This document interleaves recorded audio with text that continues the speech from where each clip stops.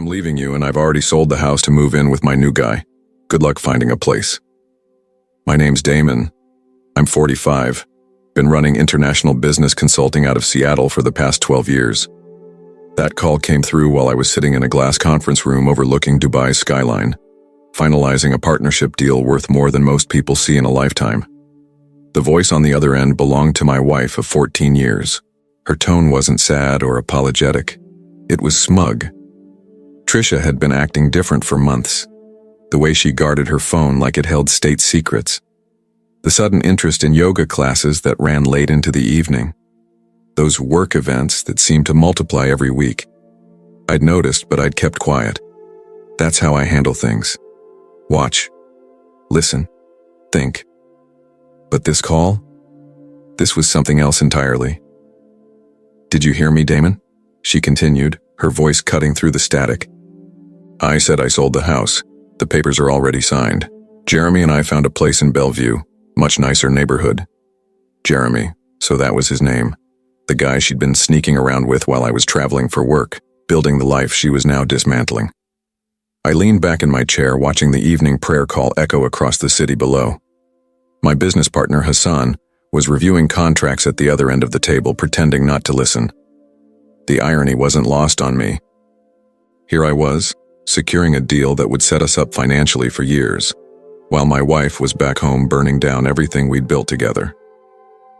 You still there? Tricia's voice had an edge now, like she was disappointed I wasn't screaming or begging. I smiled, though she couldn't see it. Yeah, I'm here. Well, don't you have anything to say? I looked out at the construction cranes dotting the horizon, each one reaching toward something bigger. Just wait and see. She laughed. Actually laughed. Wait and see what? You're stuck in Dubai for another week. By the time you get back, we'll be moved out and you'll be homeless. Maybe next time you'll think twice before putting work before your marriage. The line went dead. Hassan looked up from his papers. Everything all right, my friend? I set the phone down and reached for my briefcase.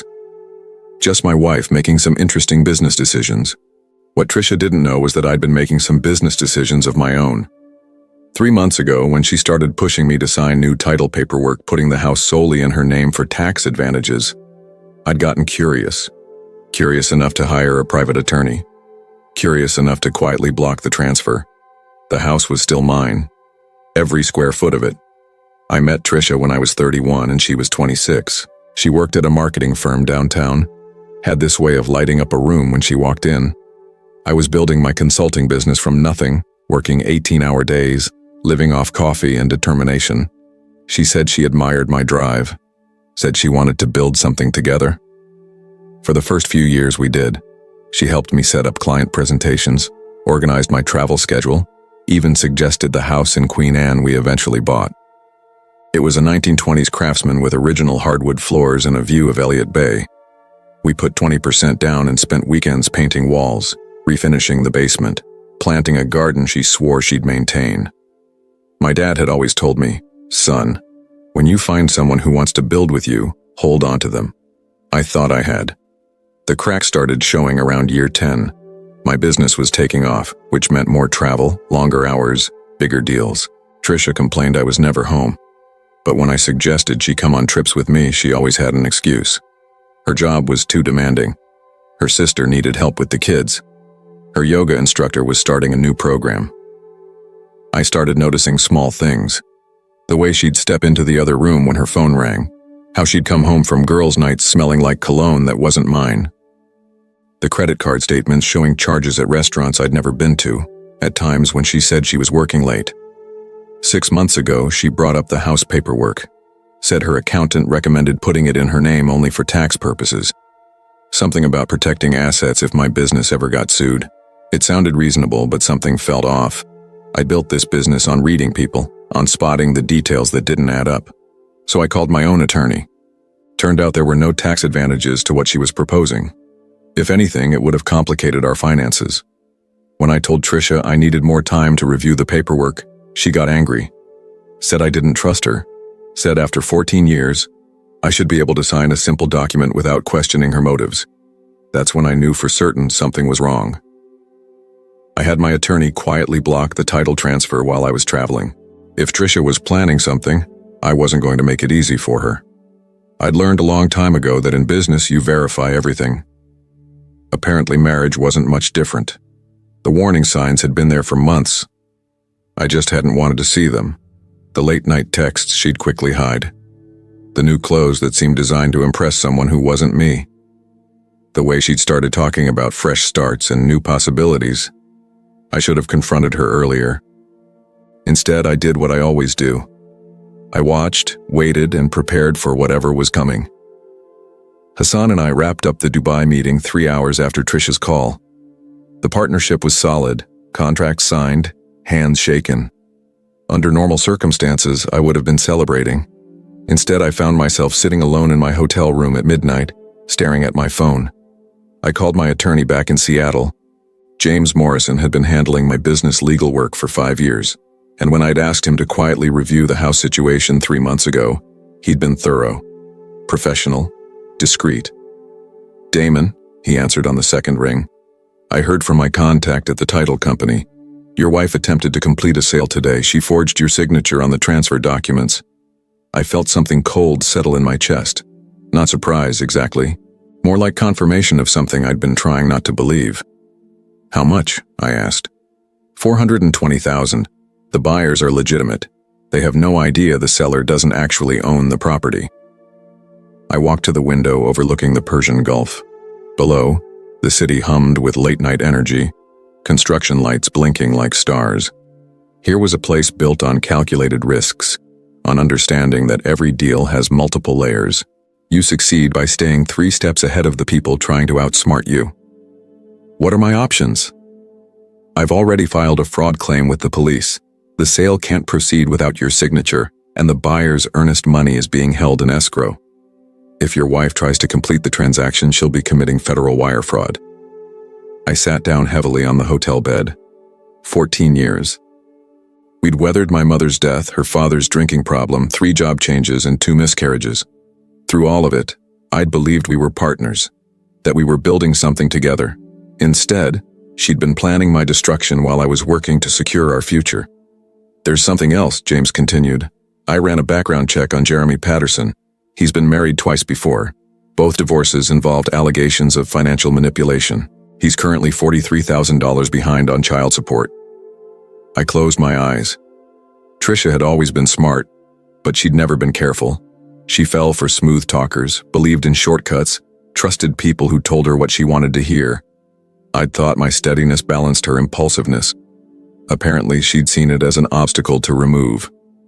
"James, I need you to do something for me." "Name it." "Change the locks on the house tomorrow morning, then file for divorce. I want full documentation of the attempted fraud included in the filing. Consider it done."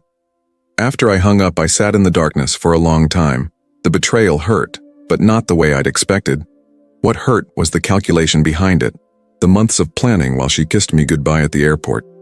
The way she'd smiled when I'd called to check in from business trips, knowing she was setting up my destruction. But she'd made one critical mistake. She'd underestimated who she was dealing with. My flight landed at Seattle-Tacoma International at 6:30 in the evening, 2 days after Tricia's call. I'd cut the Dubai trip short, telling Hassan I had a family emergency that required immediate attention. He'd understood. In his culture, family obligations came first, even when family was trying to destroy you. The drive from the airport to Queen Anne took 45 minutes in traffic. I spent the time thinking about what I might find when I got home. Would Tricia still be there, packing her things? Would the house be empty, cleaned out like our bank accounts probably were? Or would she be brazen enough to act like nothing had happened, like the call from Dubai was some kind of joke? I pulled into our driveway at 7:20. Her car was there, along with a blue Toyota Camry I didn't recognize. Through the living room window, I could see movement, boxes stacked by the front door, Tricia moving back and forth between rooms carrying things I'd helped her choose over the years. I sat in my truck for a few minutes, engine off, watching her pack up our life.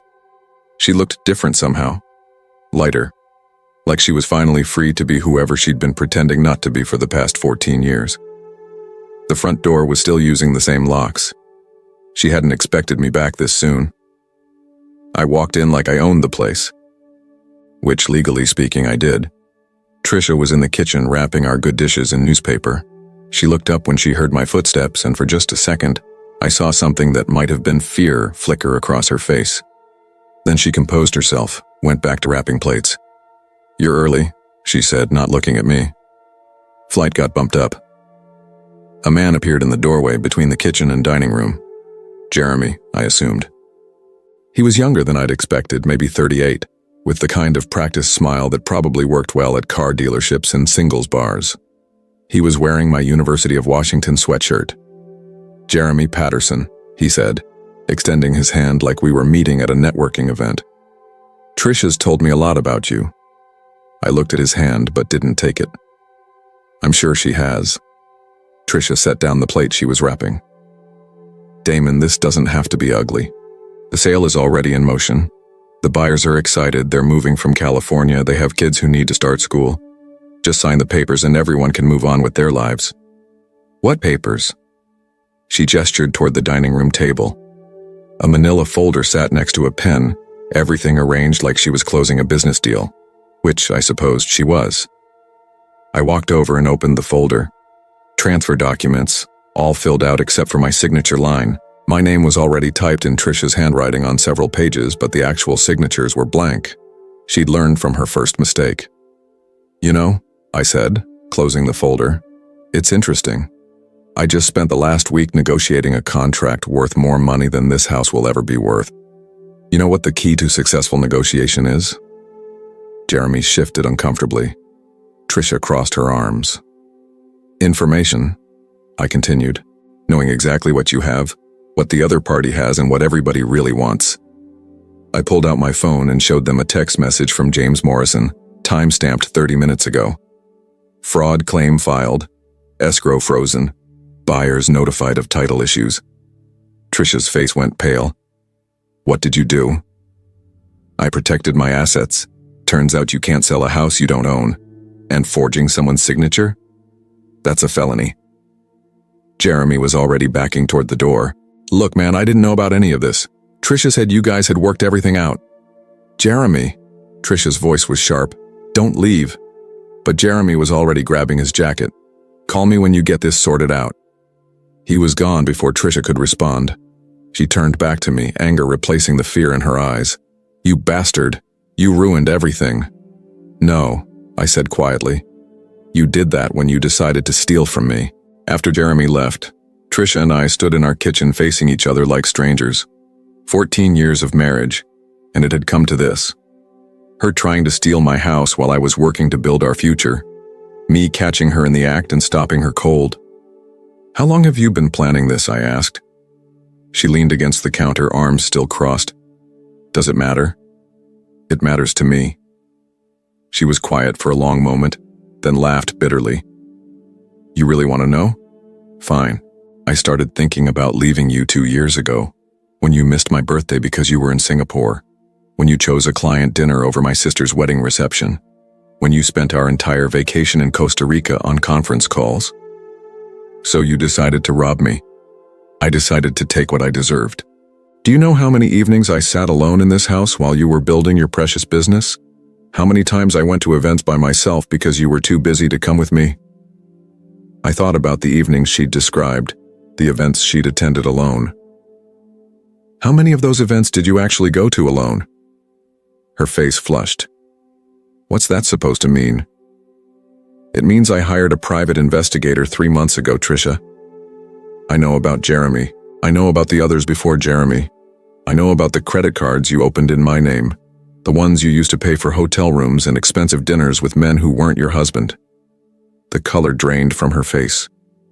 "You had me followed?" "I protected myself. Same way I protect my business. By getting all the facts before making important decisions." I pulled out a manila envelope from my briefcase and set it on the counter between us.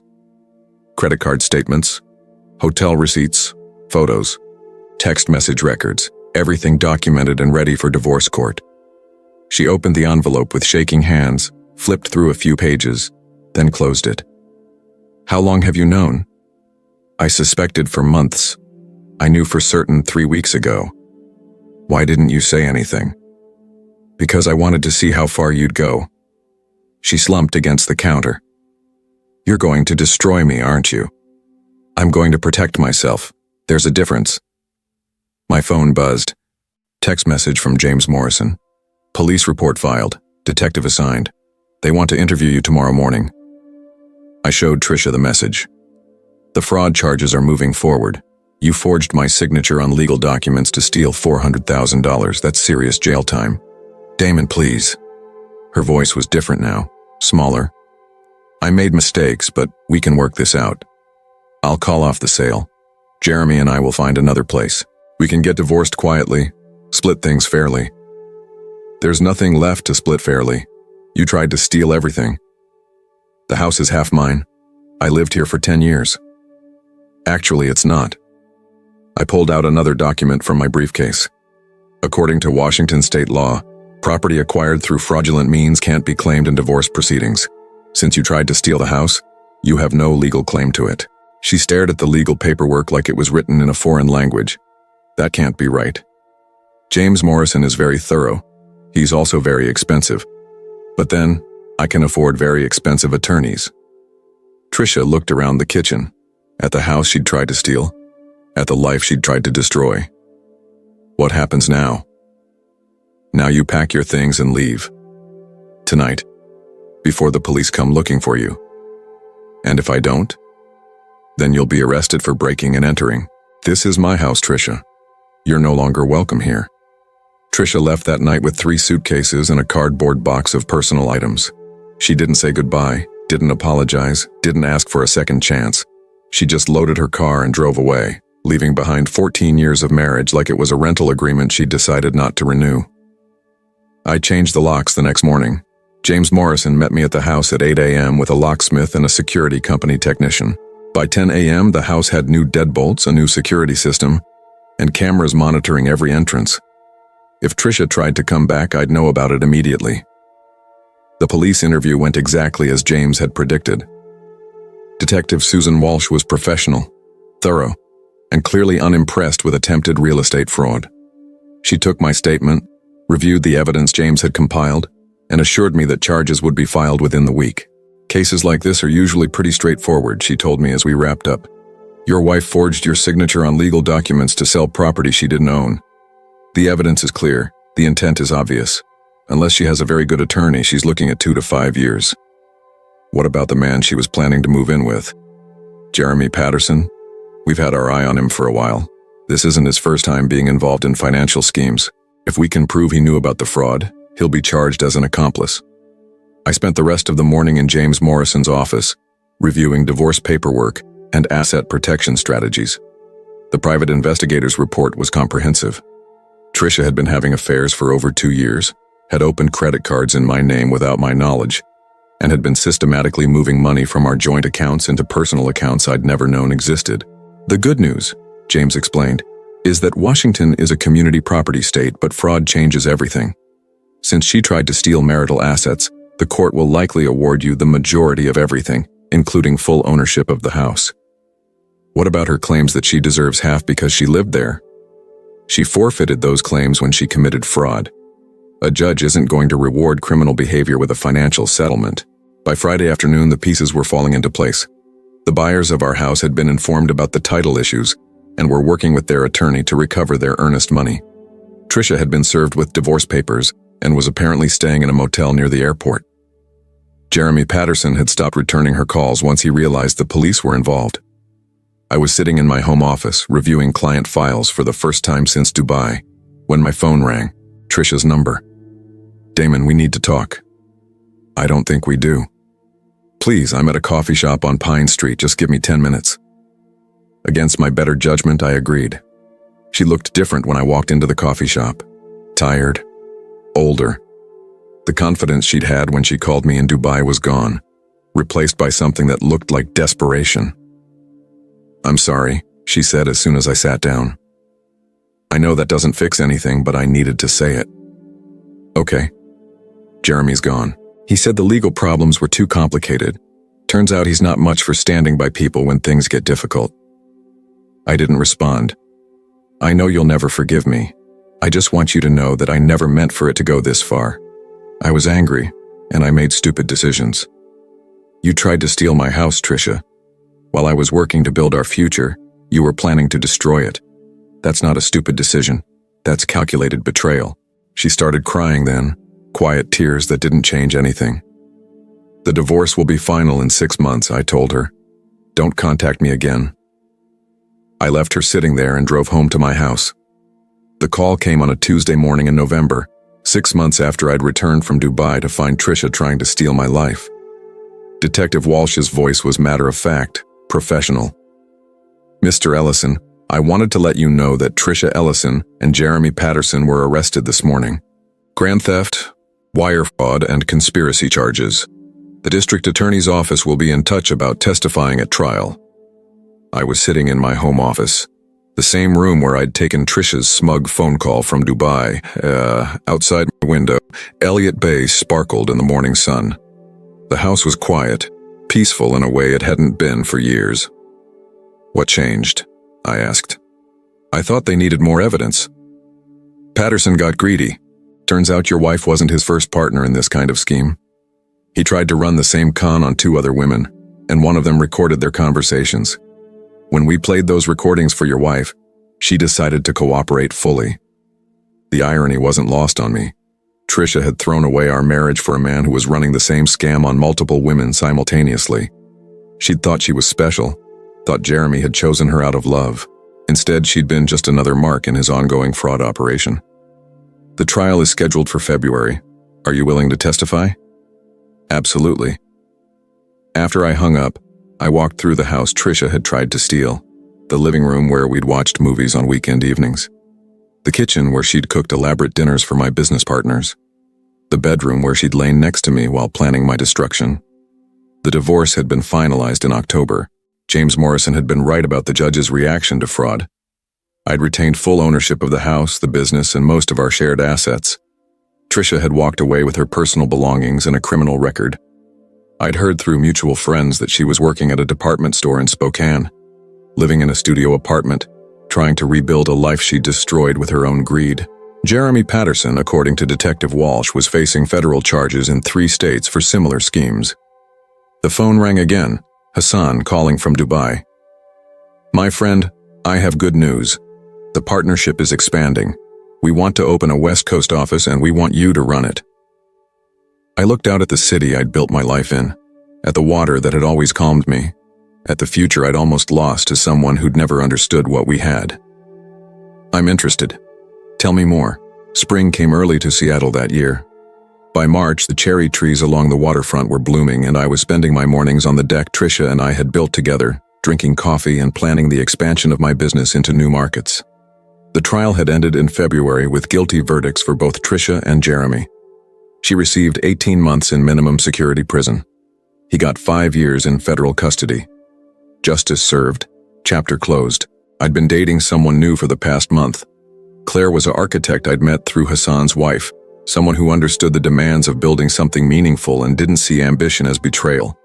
She was coming over for dinner tonight, bringing takeout from the Thai place downtown and blueprints for a renovation project she wanted my opinion on. The house felt different now, lighter. I'd repainted the bedroom, bought new furniture for the living room, installed better lighting in the kitchen. It was still the same structure, but it felt like mine in a way it never had when I'd shared it with someone who'd been planning to steal it. My business was thriving. The Dubai partnership had led to contracts across the Middle East and Asia. I was making more money than I'd ever imagined. But more importantly, I was working with people who understood loyalty, who viewed partnerships as something to build rather than exploit. I'd learned something important through all of this. Trust wasn't about blind faith. It was about choosing people who'd earned the right to your confidence. People who wanted to build with you rather than tear you down. As the sun set over Elliott Bay, I realized I was happier alone in a house I owned completely than I'd ever been sharing it with someone who'd been planning to take it from me. The betrayal had cost Tricia everything. It had given me back my life. Sometimes the best revenge is simply refusing to be destroyed.